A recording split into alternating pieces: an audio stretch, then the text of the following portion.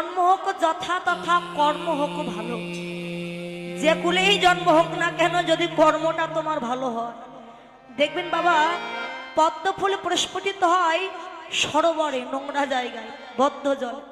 জন্ম দেখা হয় না যে পদ্ম কোথায় জন্ম নিল, বরং পদ্ম ফুল লাগে আমার কৃষ্ণ সেবা।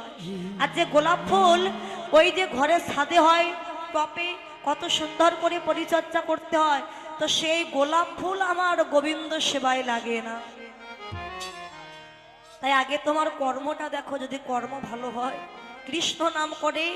বাবা ভগবান বলেন, আমি ভক্তের চরণের দাস, ভক্তই আমার মাতা পিতা, ভক্তই আমার গুরু, ভক্তই আমার গুরু, আর ভক্ততে রেখেছে নাম।